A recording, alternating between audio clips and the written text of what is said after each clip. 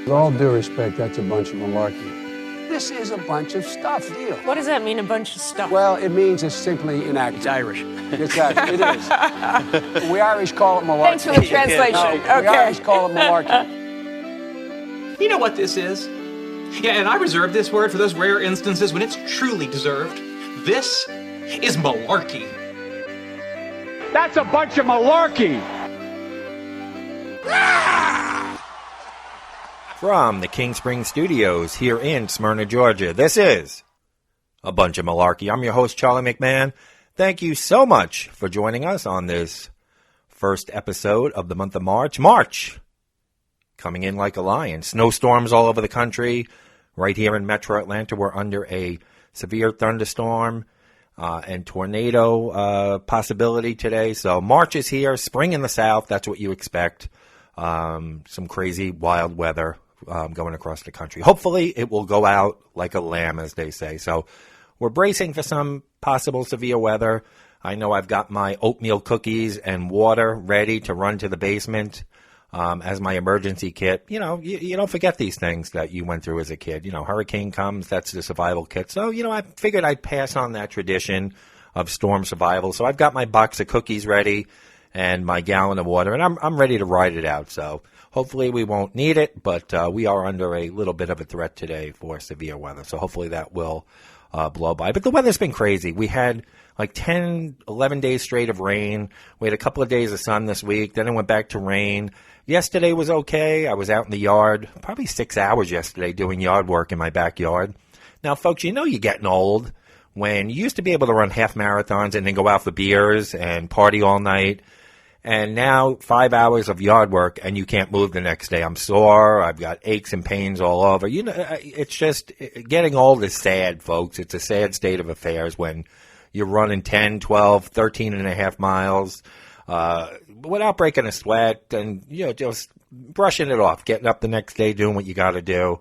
And now mowing the lawn and pulling some weeds and doing some other stuff in the yard has you crippled the next day. So that's where I'm at today. So you remember a couple of weeks, folks, Corey was here, who happens to be a neighbor of mine, and we sat and we spoke for about an hour about neighbors and social media. Well, they're at it again, folks, here in my neighborhood. Now, you remember a couple of weeks ago, everybody was after that black Nissan Altima. Now they're after a silver SUV that's supposedly ran a stop sign. So, folks, the month on the calendar changes, but the song remains the same. They're crazy around here. They're all a mob after a silver SUV, threatening that they got license plate. Now we got this other bozo in the neighborhood. I'm not going to mention any names. Where I mentioned earlier, we had 10 or 12 days of rain. Ground is saturated, so when you get high winds, shit falls down. Trees come down. We had a lot of trees come down in the Metro Atlanta area. Last Sunday, we had 40-mile-an-hour wind gusts around here. Trees were swaying. So this bozo who lives, you know, near the entrance of my subdivision, after all that rain, the ground saturated, he goes outside and he takes pictures. One of his tall bushes blew down, and he's claiming it's vandalism. You got to watch everybody. This is vandalism. No, dude, you know, 10, 11, 12 days of rain, 40-mile-an-hour winds, and you think somebody came in the middle of the night and dug up your bush? That was the vandalism. They didn't break into your car to steal anything valuable. They came with a shovel or a saw, and they chopped your bush down. Come on, people.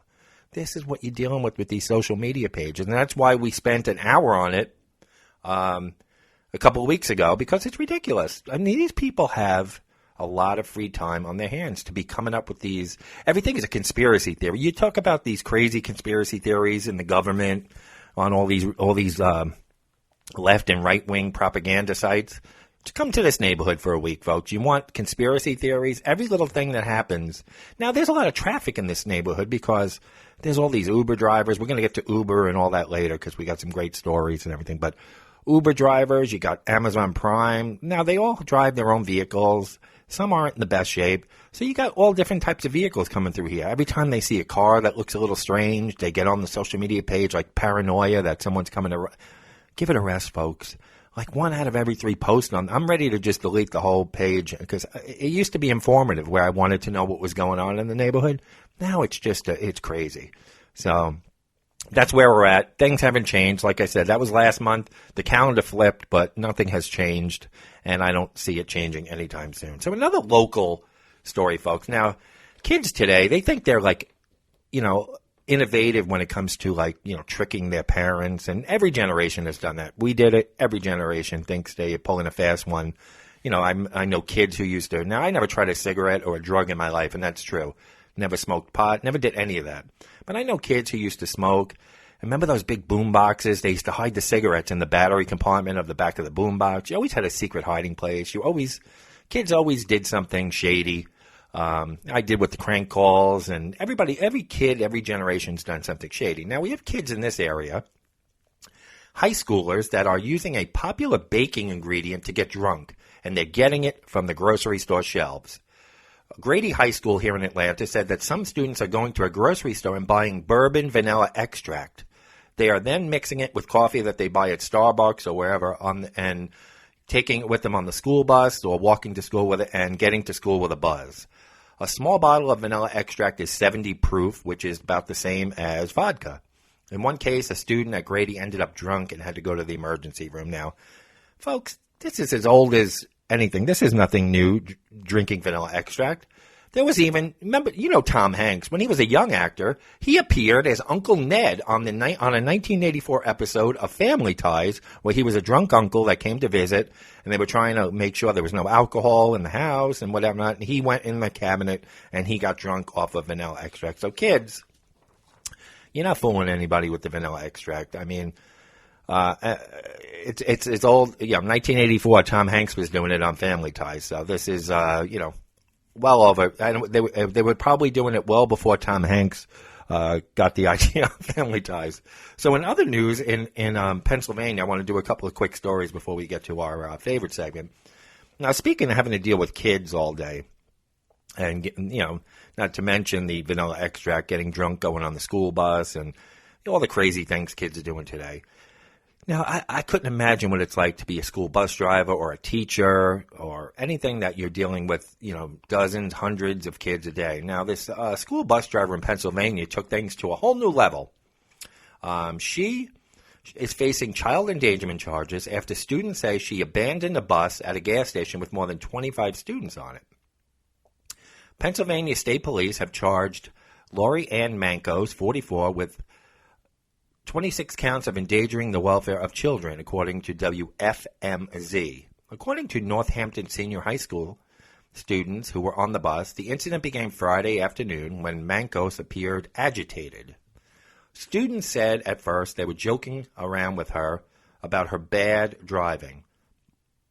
But video captured on the bus shows students starting to panic when the bus began swerving.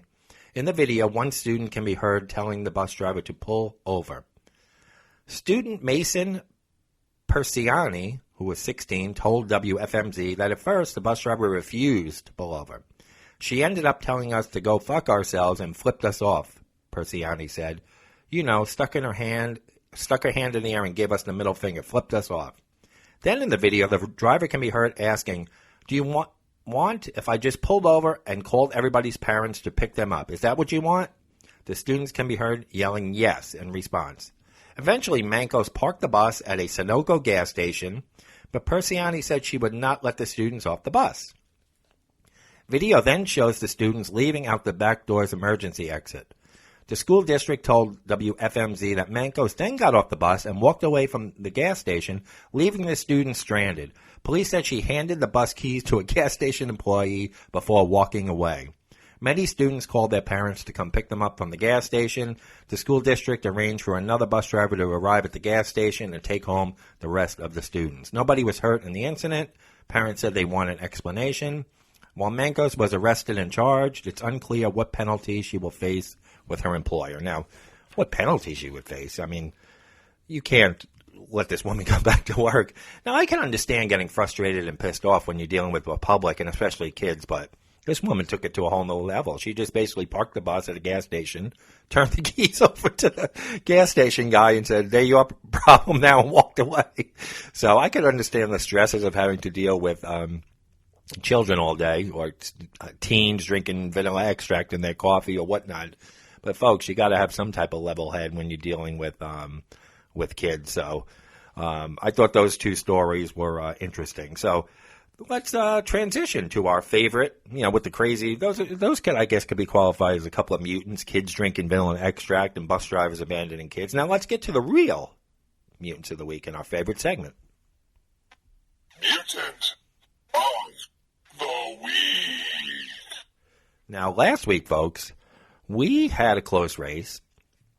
Our mare molesting maniac, the guy who had been arrested previously for molesting horses and then was walking around with a rubber sex toy and razor blades and all that and breaking into a woman's house, he beat the Febreze funeral facilitator, the woman whose mother died and she covered her with 60 blankets and 66 air fresheners.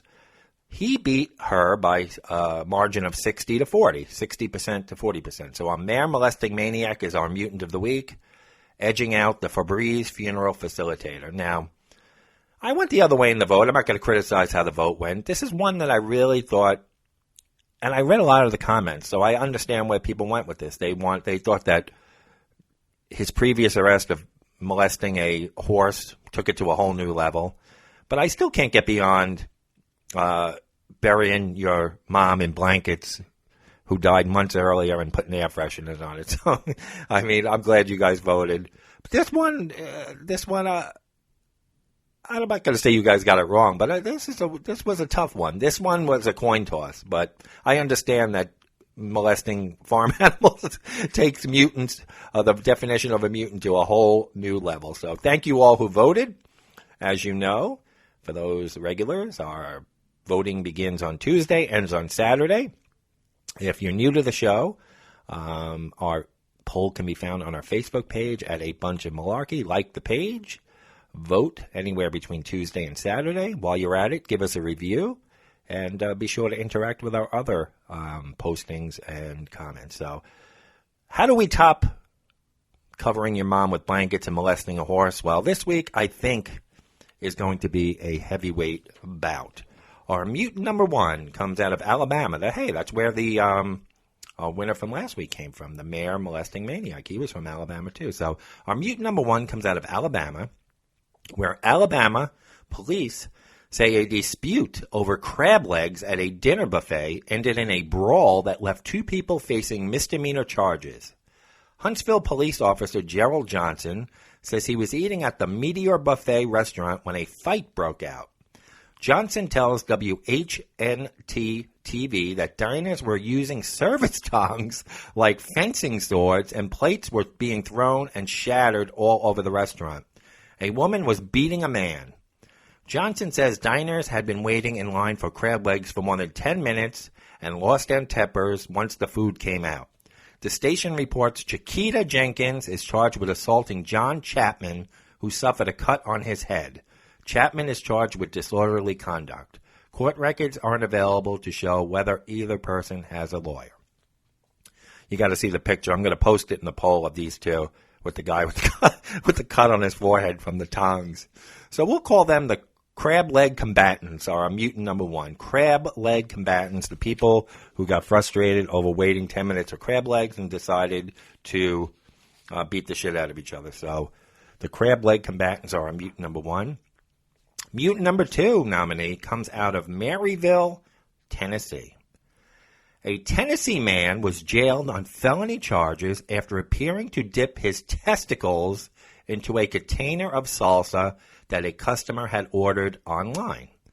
The delivery driver allegedly recorded it and posted it on a video online saying, "This is what you get when you give an 89-cent tip for a 30-minute drive." News outlets report that the passenger, 31-year-old Howard Matthew Webb, was arrested last week and charged with adulteration of food. Dinner delivered, I guess that's the courier service, that the woman, see, the woman driver was the actual employee of this dinner delivered. She must have brought her boyfriend or friend along for the ride who was in the passenger seat, and he's the one who dipped his balls in the salsa, just to clarify.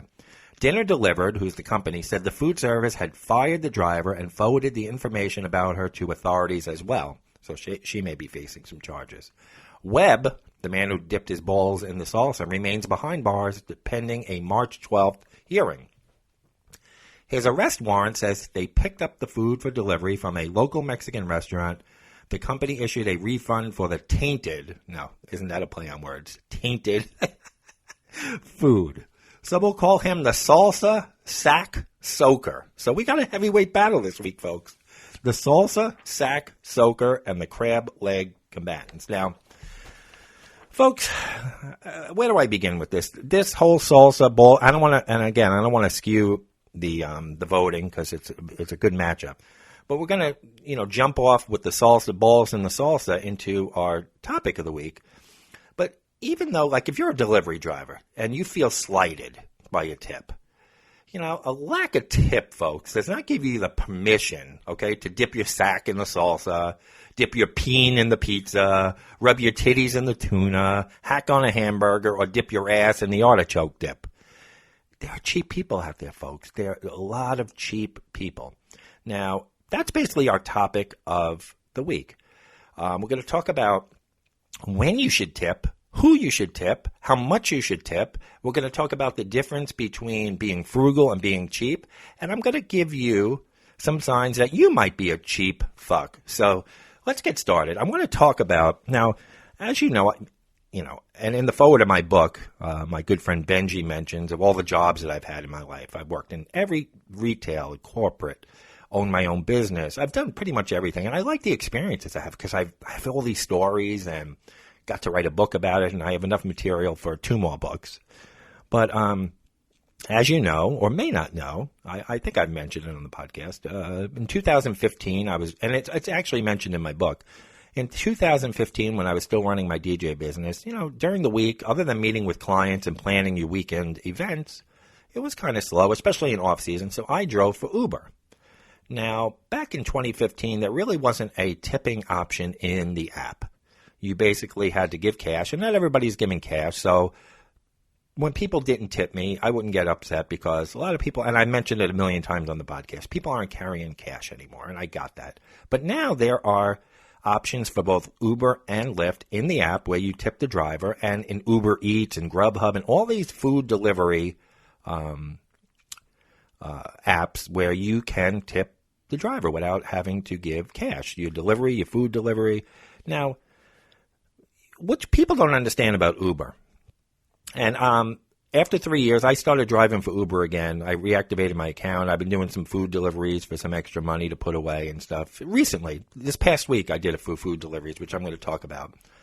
But you have to tip, folks. Let me explain how Uber works. Now, years ago, when a cab company would take you somewhere, you were drunk or you were, wanted to go somewhere and didn't want to take your car, cab company would come. The cab company paid for the cars, the gas, they paid a salary to the employees, and the cab drivers got tips, unless it was like a New York City cab where they pay for their own medallion. It's like they're running their own business. But when you call the suburban cab company, the driver was provided everything by the employer, the cab, the gas, the insurance. Uber drivers are not employees of Uber, and same with Lyft. They're independent contractors, folks. They're using their own vehicles. They're paying for the wear and tear on the vehicles. They're paying for the gas. They're paying for the insurance. They're paying for the little extras that they give you in there, whether it be candy, water, whatever. But most of all, what people don't understand is when you summon an Uber on your app, they are not getting paid from the time you summon them.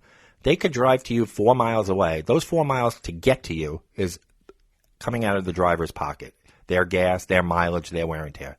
They only start getting paid when they put you in the car and start the ride, and until they drop you off. That's the only time they're getting paid. And if you pay $10 for a ride, say you pay $10 for a ride, Uber's getting 25% off the top. And they're also getting a dollar and change booking fee and another dollar and change fee for, I don't know if it's insurance or whatever. So now it's basically 50-50, maybe 60-40. The driver's getting $6 out of that 10.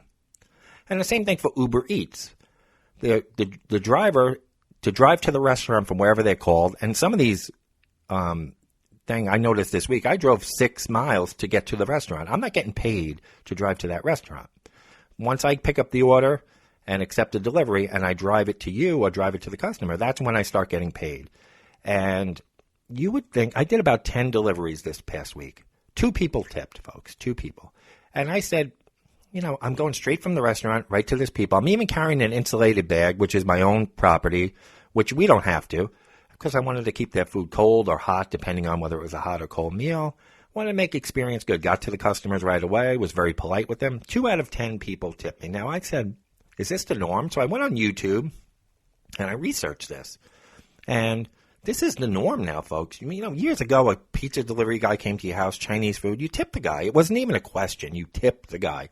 Now people hide behind these apps because they have the driver thinking, because you don't have to tip them up front on the app. You can have the food delivered, then decide to tip them after if everything was okay, which I guess it should be. You should always have the option to tip after to make sure the experience was good. But these people are just not tipping anymore because they feel like they can hide behind the app, because if you drop the food off and you don't have a tip in cash or they haven't tipped you yet, as a driver, you're thinking, okay, they're going to tip me later. I did a good job. And then no tip ever comes. So I went on YouTube, and there's millions of videos about this that people work. They do like 40 deliveries a day, and like maybe one person tips them. What happened to etiquette, folks? What happened to tipping and being courteous to? These people are out working. And I'm not saying this because I'm doing it now here and there. I'm saying this because I never not tipped a delivery driver, no matter whether they work for the pizzeria, whether they work for the restaurant, we do Uber Eats here at the house. We've never not tipped a driver. I don't understand what's happening in the world. So I had a couple of interesting runs this week where people are ordering shit, folks, that they're just too lazy to come out of the house now. It's crazy shit that you would never think. I got a call at a local restaurant here called Atlanta Bread. They're like a Panera, basically the same concept. Other than the name, it's the same thing. So I got summoned to Atlanta Bread. I pick up it was like a soup in a bread bowl. I don't know if it was like a potato soup in a bread bowl and a latte. So I go, I get it, put it in the insulated bag. Now, you don't know, folks. Here's what people don't understand either. As an Uber driver picking up passengers or delivery, you know where you're going to pick up the person or pick up the food, but you don't know where you are going with that passenger or with that food till after you pick up the food or pick up the passenger. So they could be going to Chicago, and you have no idea until they're in the car and you swipe pick up. You have no idea. And they do this so Uber drivers don't pick and choose what they want to do and say, screw that, I'm not going there. So I accept the delivery. I put it in my car. I swipe. I'm going all the way from the suburbs all the way into the heart of the city, like 17 miles away, to deliver this woman's potato soup and coffee. So I go to an elementary school. Now, these schools are on lockdown nowadays. You can't just walk in. I'm buzzing, trying to get in. I'm trying to find the woman. All that, a half-hour ride, no tip. All right, it happens. Then you have people sitting home. I got this one guy. He could, and I'm not going to fat shame anybody, but this guy could barely get out of his house. He's sitting home in sweatpants in the middle of a day on a Tuesday, ordering 4 gargantuan-sized vanilla shakes from Cold Stone Creamery. I got a call, middle of the lunch rush, to drive to Cold Stone Creamery. I get in there. Gentleman at the restaurant's very nice. I pick up the 4 giant vanilla shakes, put it in a nice insulated bag so they would stay nice and cold, drive it to a house. Well, this guy must have been watching the app, drooling over these shakes. He comes barreling out, and this guy had to be at least 400 pounds. I'm not exaggerating. He had to go out sideways out his front door. Sweatpants, dirty, stained shirt. You know he's the only motherfucker home watching The Price is Right. Comes out and grabs those shakes from me like it was insulin and he was diabetic and needed to inject himself. Like I was bringing life-saving medicine to this guy. Grabs the shakes, goes back in the house, no tip. Okay. Another one. I mean, this is just crazy. Another one, I drive from the suburbs all the way into the city to bring this woman a salad. She did tip, so she's one of the ones that tip. But who's ordering a salad from like 12 miles away? There's no salad in Atlanta? You're ordering salad from the suburbs? I mean, what's in the salad? Gold? So now people are ordering from restaurants, even if it's 20 miles away that they like, and making these poor drivers drive all the way to the restaurant and then all the way through lunch, rush hour traffic and everything to get the food to them, and then they're not tipping. What's going on with the world? So those are just a few stories I had this week from Uber Eats, but I'll be honest with you. I'd rather deliver food to these fat fucks than put them in my car, because after a couple of passenger rides in the morning before the lunch rush or the dinner rush or whatever, after a couple of people in the car, I've had enough. I'd rather go and pick up food and drop it off to people if I'm going to do Uber here and there or Lyft here and there. I'd rather put food in my car and deliver it than put people in my car because I can only stand. Nowadays, I had to get a dash cam that records inside and outside the car because now you can't even trust, if somebody's going to charge you with doing something to them or saying something. So you have to record everything that's going on in the car.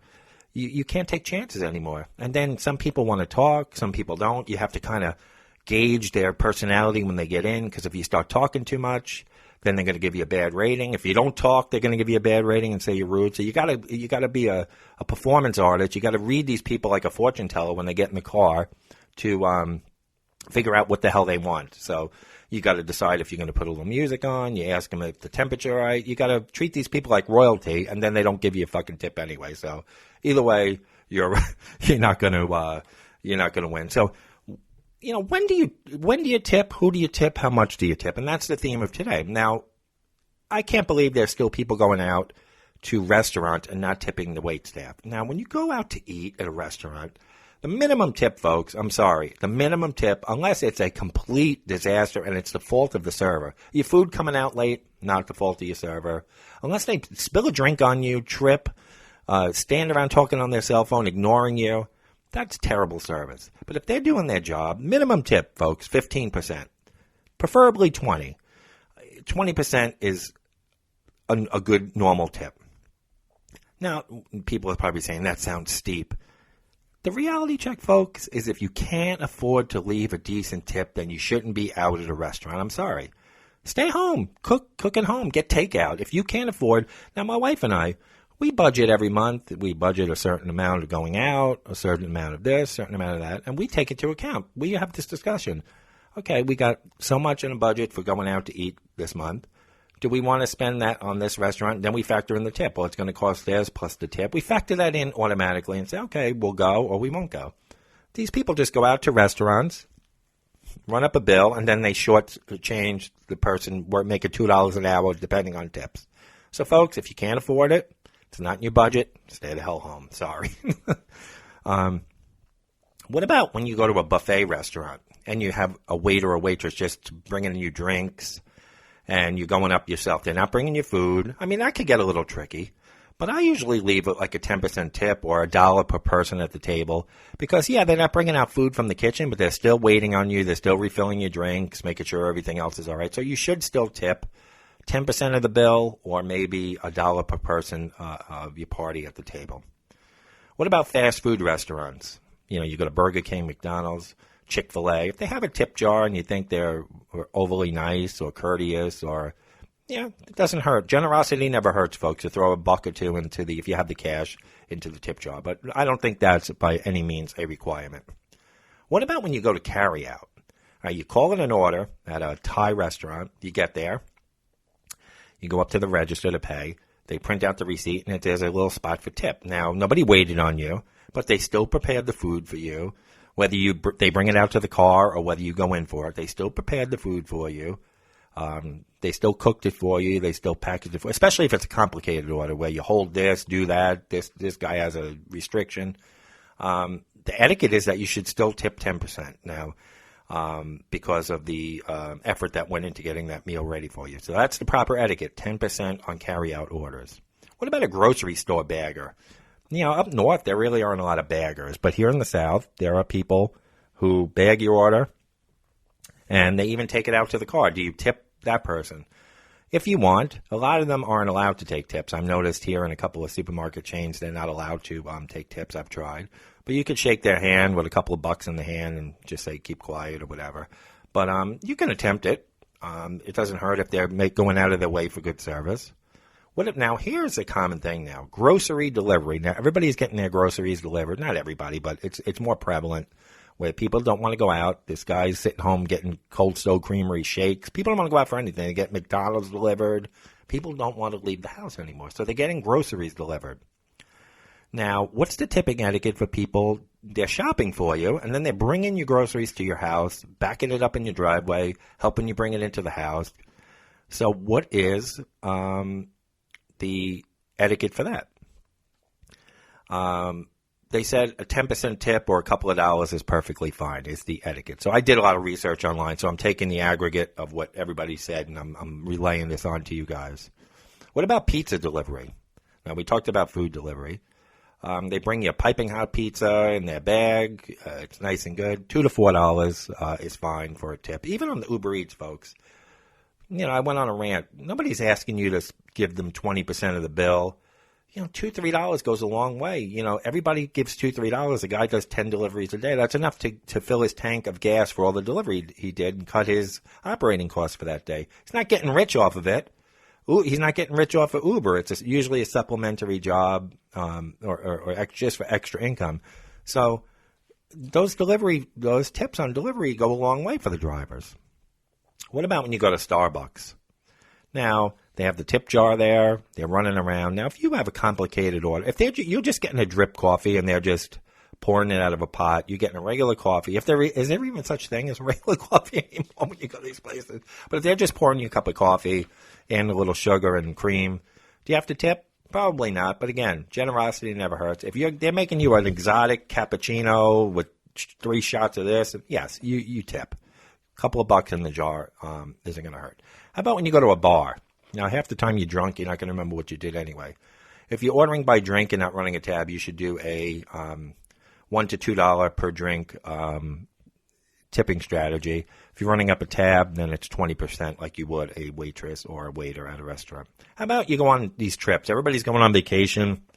Hotels, you get to the hotel. People don't even realize they need to tip at hotels. Hotel housekeeping. You know, if you're going to be there for a week, they're going to go above and beyond. You leave them a few dollars every day, or you can tip them at the end. I suggest, personally, you tip them each day because then it gives them incentive. They know you're not a cheap fuck, and they're going to go out of their way to make sure the room is clean, and they're going to appreciate that. What about a valet? If you choose to use a valet instead of parking your own car, these guys are hustling. Do you have to tip a valet? You don't have to go crazy, but $2 to $5 is usually proper and the norm, according to several studies. How about the concierge? If the concierge has secured impossible to find tickets for a show on Broadway, or they've gone out above and beyond the call of duty for you, you know, $10 to $20 at the end of your stay or after a good gesture is appropriate. If you go get your hair cut, now I haven't gotten my hair cut in years because I shave my head, but do you need to tip your hair guru or your barber or your stylist? Yes. It's 15 to 20% is standard. Plus, you have to give extra for the, you know, if they wash your hair, their hair washer. Is that what they call them, the hair washers? Should give them a tip also. What if you get a tattoo? You get a beautiful design on your tattoo, on your arm. You want this emblem of something or something crazy. The answer is yes also. 15 to 20% for your tattoo artist. Now, we just touched on this, cab drivers and Uber drivers. Cab drivers, 10 to 15% of the fare. Uber and Lyft. Now, Uber and Lyft, you know, they even say in their apps, tipping is not necessary because they want you to believe, folks, as all companies, that they're treating their employee. Well, they're not even employees, folks. When you get an Uber or Lyft driver, they're an independent contractor. They're not employees of Uber or Lyft. And Uber and Lyft does this for several reasons, so they don't have to pay them medical insurance and all kinds of other stuff. So they are an independent contractor. So it says that you do not have to feel obligated to tip because they want you to think that they are paying these people so well. But they're not, folks. You add in all those expenses, these Uber drivers are not making a lot of money. So tip, folks. It goes a long way in this person's ability to make money and turn a profit. What about a flower delivery? You know, you send your wife flowers, okay, and she gets them at the office. And now you should tip. The person sending the flowers should include a tip when they call it in or go to the florist. The person on the receiving end of the flowers who's getting a gift should not feel obligated to tip a gift being delivered to them. What about movers, folks? You move in, whether it be local or across state lines. Do you tip movers? Absolutely, folks. You can tip them, you know, whatever you feel, $20 a man. You can even, you know, during certain moves, I've, in lieu of giving them all cash. I bought them all a big buffet lunch, and got food in, and everybody ate. So you can tip in other ways other than cash. You can buy them lunch, which would be an expense for them, put out a nice spread for lunch, let them have a break in between bringing your shit in from the truck, and treat them that way. What about a guy who comes to install like cable or satellite, and they're at your house for a while and they're digging? Now, I have a rule. Everybody who comes to the house gets at least an offer of a drink. I have tipped monetarily gift cards that I had lying around that I wasn't going to use, or cash for utility workers, stuff like that, because, they're getting paid. But if it's especially a hot day or a cold day and they're outside in the elements, always offer them a hot or cold drink, and give them a couple of bucks at the end. Never hurt anybody. Now, a big one, I was in the event industry for a long time. I ran a DJ business, and I would never say, I started to think years back that tipping is regional, and I think certain parts of the country people do tip more. I felt up north I got much larger tips than I did in the south, but that you can't generalize because everybody's their own individual. You can't say certain age groups. You can't say, millennials, they don't tip, because the other day, one of the bigger tips I got, out of the couple of tips I got, was from maybe a 20-year-old kid who ordered some Indian food I dropped off, and he gave a $3 or $4 tip on like a $10 lunch. So you can't generalize people. But I will say, when I was in New York running my DJ business, I got tipped a lot more after a DJ performance than I did here in the South. People would compliment me here in the South and say, you did a great job, and they were great about giving referrals, and my phone was ringing nonstop, and I didn't have to advertise that much as far as paid advertising because of referrals and the good job I did. So that kind of pays off when they refer you to friends and family who are getting married. But a tip goes a long way. You obviously getting paid. Here's the thing that people don't understand about their DJ. Now, a DJ, whether it be for an event or a wedding, especially a wedding, people look at the price tag and go, 5 hours, $1,000. But it's not just 5 hours of work. You're meeting with the client several times. You're planning. You're planning the whole event, basically, especially if there's no wedding coordinator. You're planning on the timing of everything that's going on. You are coordinating with all the other vendors over the timing of everything. There's a lot of hours and work that go into that 5-hour performance. So, a standard tip for a DJ, between 10 and 20%. A wedding officiant, same thing. Your caterer, things like that. So if you're having an event, yes, you do tip your vendors. So that goes a long way. So that was a frustrating part of DJing. The compliments at the end. Everybody danced all night. You were great. Oh, God, we're going to recommend you to everybody. And then the people wouldn't reach in their pocket. And you're just like, what the fuck? What about a babysitter? You have a teenager or just an older babysitter. They come. You settle on a hourly rate to watch your children. Do you tip them? The etiquette actually says you do not have to. But, again, a little generosity goes a long way, especially if you know your kids are little sons of bitches. They probably gave him or her a hard time. Now, folks, here's the big thing, and I shouldn't even have to say this. How do you calculate a tip? 20%. Folks, everybody's walking around with a supercomputer that's more powerful than the computer they used to launch the guy on the moon in 1969. You have a calculator in there. There's tipping apps. There's a million different ways. But if you want to do it just by eye, 20%, folks. Take the total of your bill and just divide it by 5. If it's $35, 35 divided by 5 is 7. There's your tip, $7, 20%. Very easy. Just divide it by 5. If you're a decimal mover, your bill is $32.79. You move the decimal over. Now you're looking at $3.27. You round it up to the nearest dime, $3.30. You double that, $6.60. So that's depending on your tax rate and where you're from. But I do the divided by 5. That's 20%. Very easy to remember. What about you go to a restaurant? Now, you pay with a coupon or a gift card or something. You tip on the pre-coupon adjustment. So in other words, if your bill is $40, they take a $10 coupon, it's now $30. You're still tipping on the $40. You're going to tip them $8, not $6. It doesn't matter about the coupon.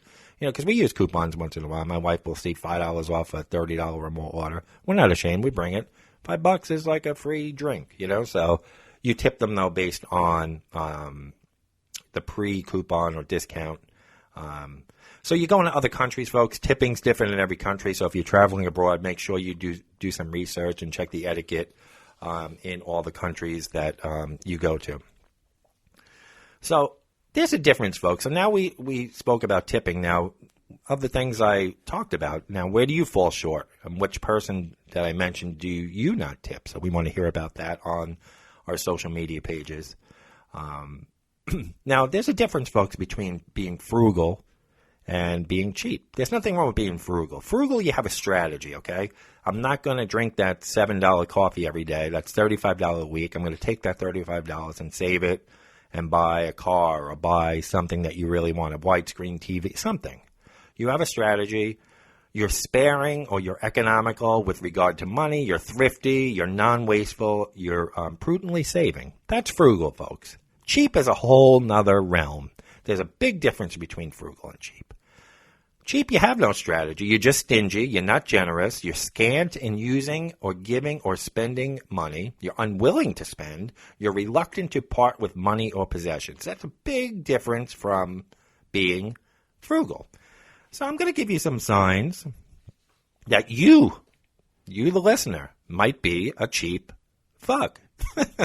So I'm going to go over some ways where some signs that you're a cheap fuck. Well, let's go over it.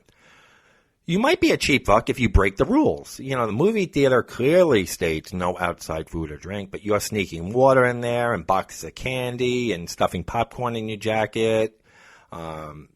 You're inviting yourself to a wedding buffet, a wedding for the free food, even though you don't know the bride or the groom.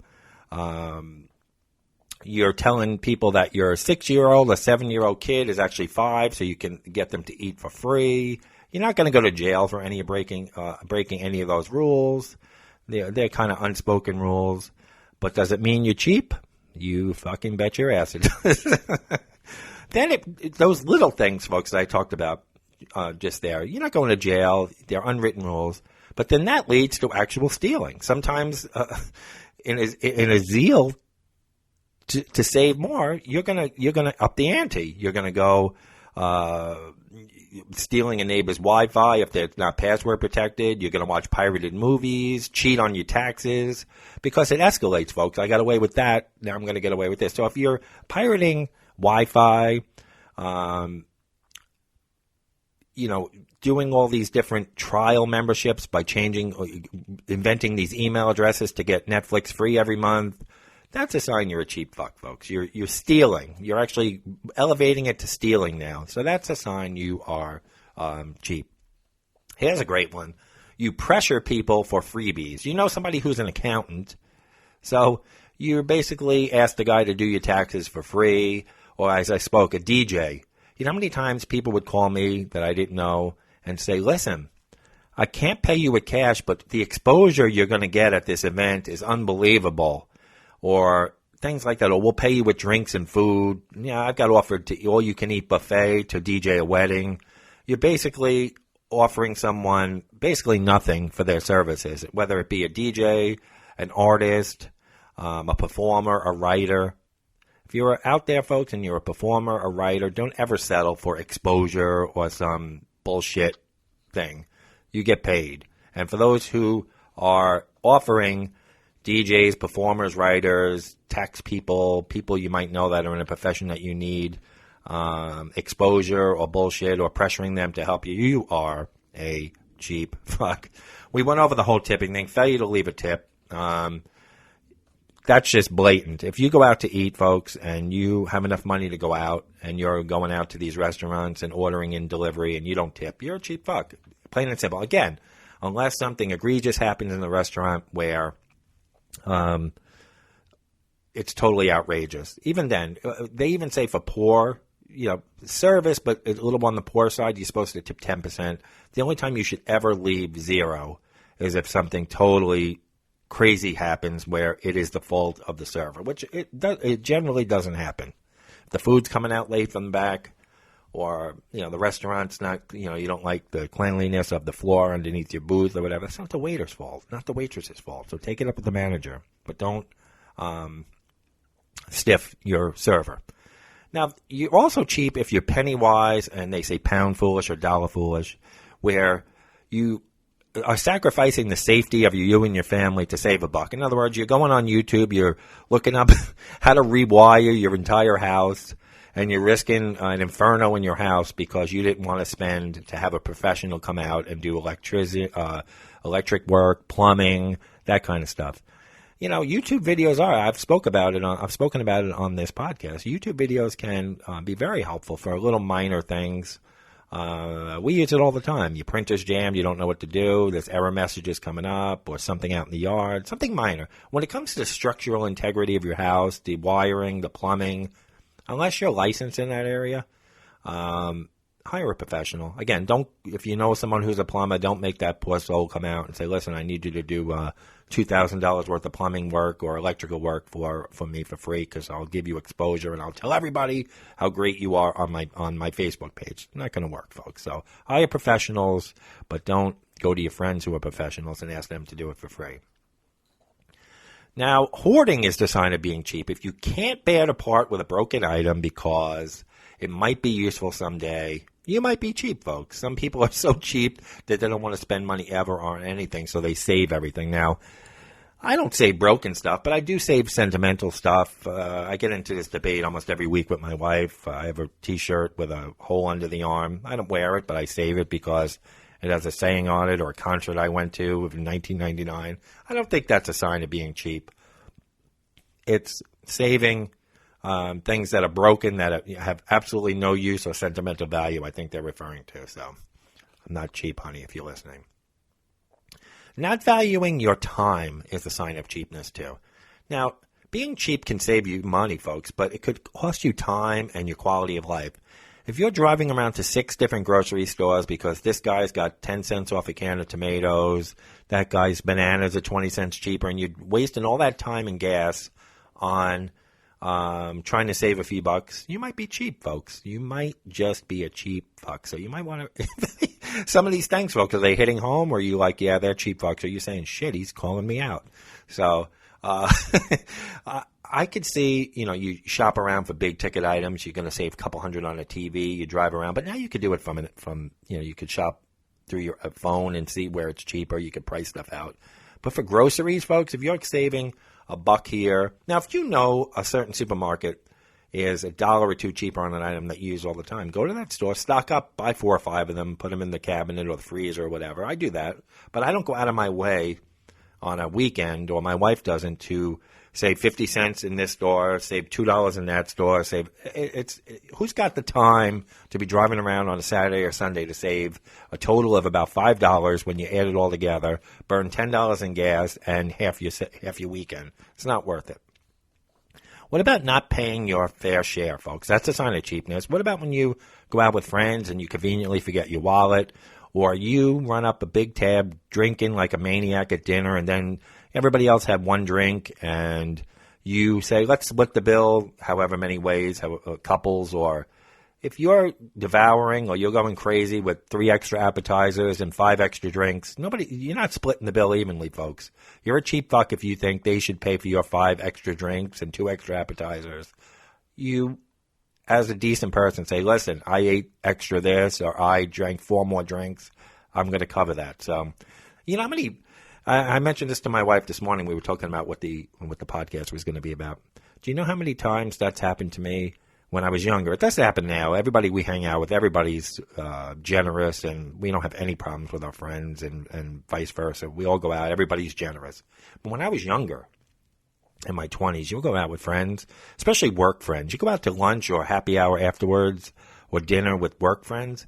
You know how many $30 sandwiches I've paid for in my life? You go to Bennigan's or Applebee's, you get a hamburger and fries and a Coke, and let's split the bill. Be 10 ways. It's $35 for a hamburger and a fry and a Coke, because some asshole at the end is eating 10 rounds of beer and artichoke dip and everything else. That used to piss me off. Or even at the office, and I'm sure this still happens, where everybody...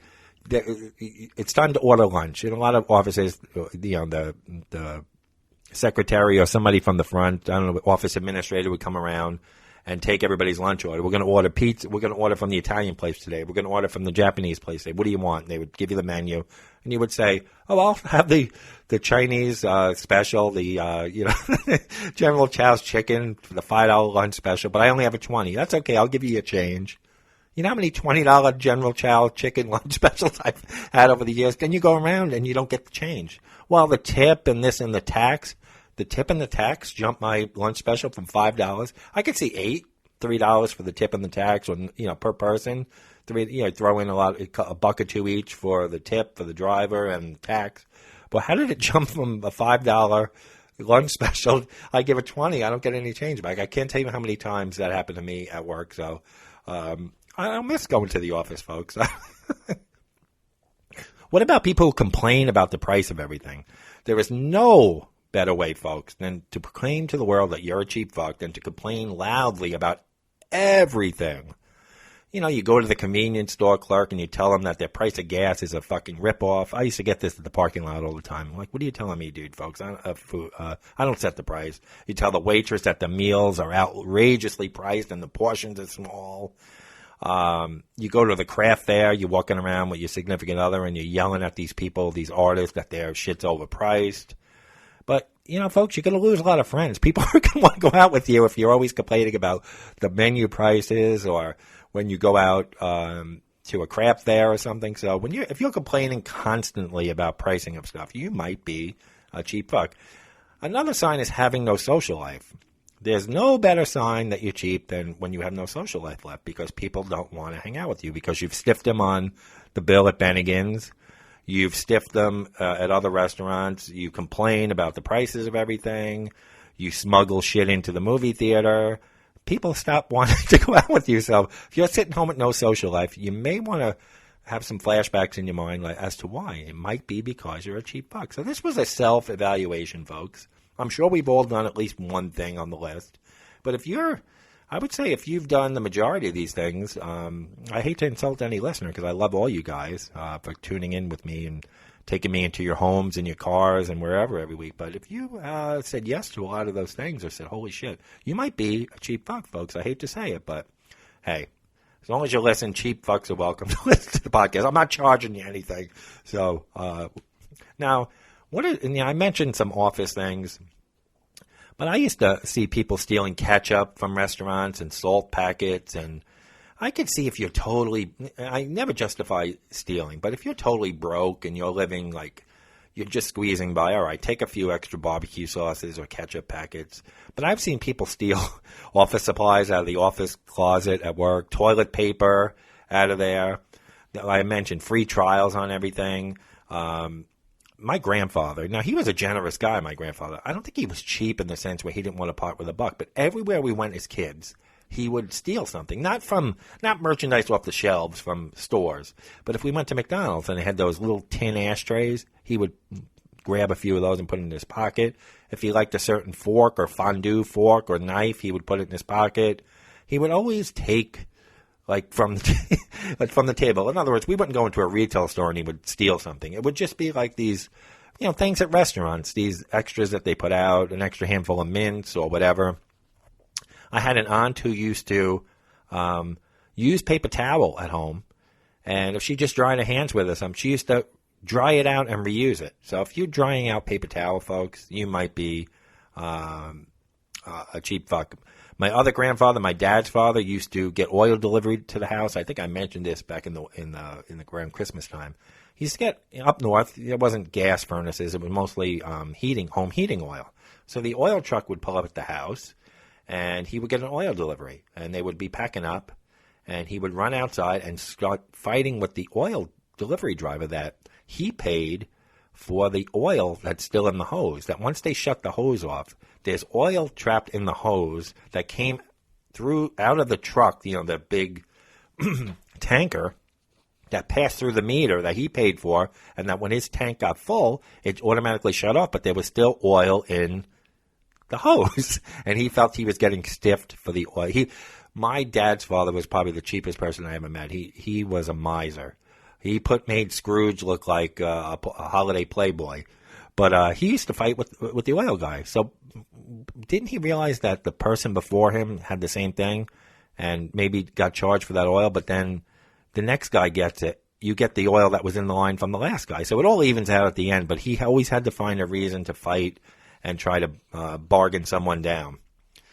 Now, my last quick story about being cheap is, I mentioned that one of the companies I used to work for, a technology company, every night was overtime, especially like in the Y2K years, 98, 99, 2000. We were basically writing our own paychecks. We worked so much overtime. Our shift was like 8 to 5, and then we would work till 11 o'clock every night, from 5 to 11, get that overtime. And there was like a core group of us, maybe 6 to 10 guys.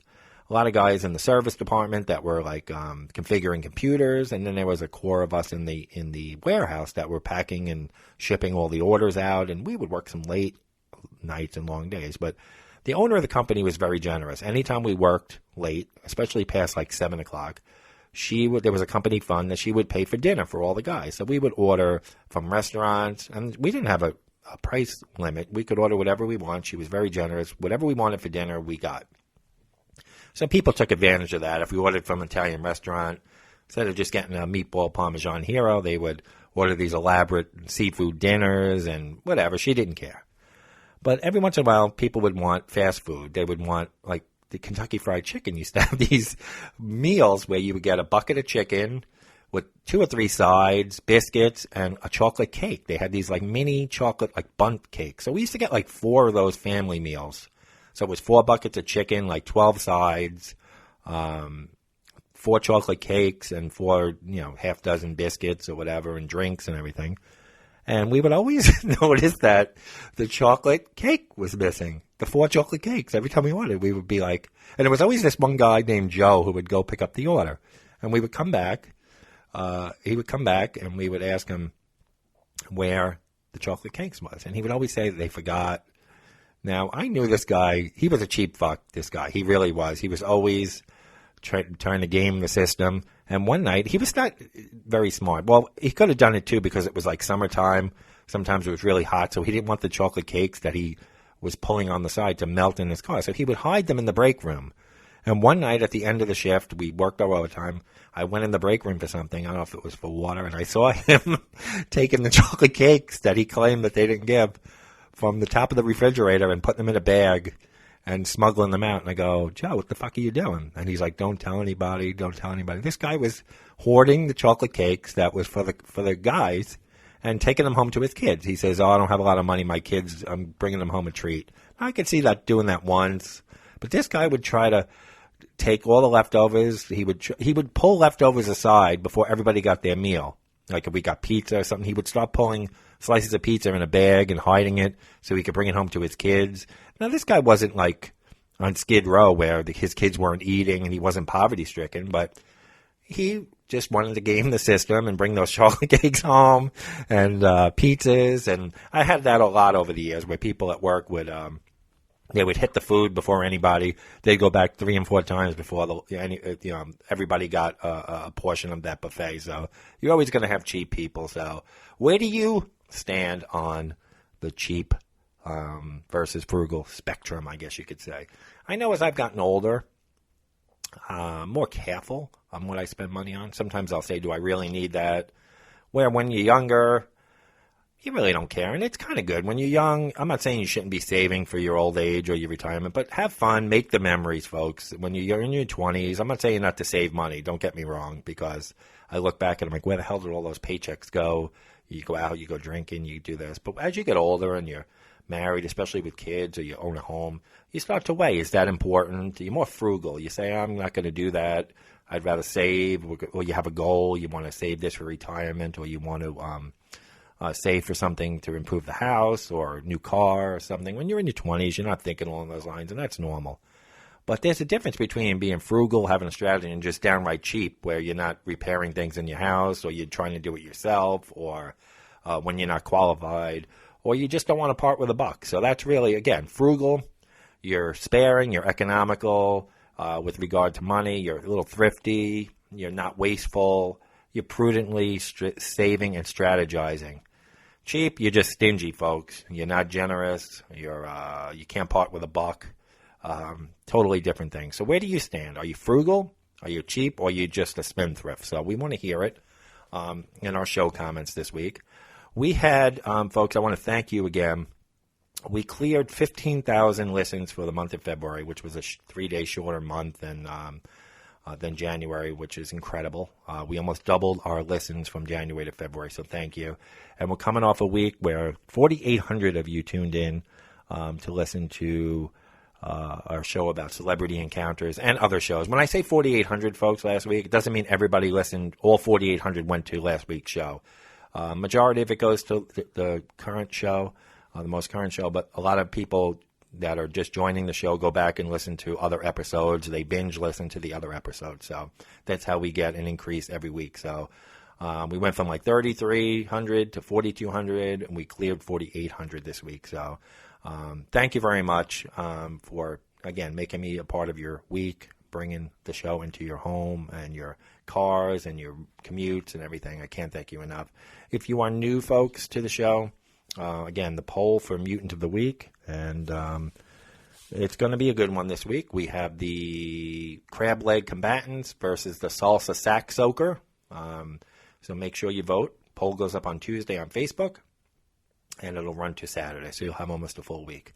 While you're on the Facebook page, like the page, give us a review. If you're on any of the platforms, folks, make sure you subscribe. This way you don't have to go searching for our latest episode. You'll get an alert.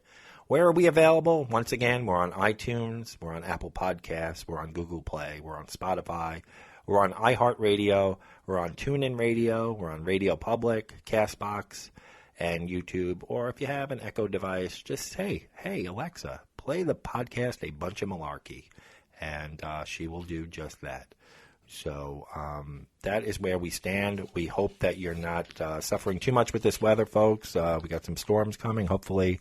I'm glad I got this recording in before any thunderstorms or wind or tornadoes. I didn't want to be floating away here in the King Spring studio, so I'm glad I got that in without any interference from the weather. So thank you all again for tuning in. Make sure you go to the Facebook page and interact with the show. I'm so happy to hear from you every week. Now, I know I've had a few shows solo.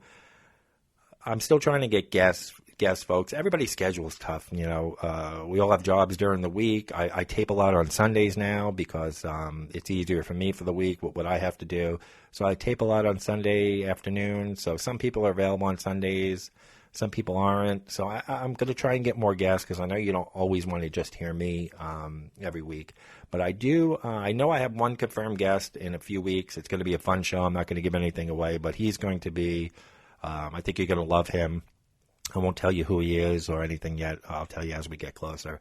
But I do want to have some more guests here. It's just everybody has their own lives and schedules and everything. And, you know, again, beginning of the year, everybody's getting into a routine. So I will try to get more guests. I know that you guys enjoy when I have some guests. And any of my previous guests are always welcome back. Corey, Johnny B., Jen, Amanda, everybody's welcome back. So if you want to hear from them, I welcome new guests too, folks. If you're a listener in the area, you have an idea for a show, you want to join me, send me an email.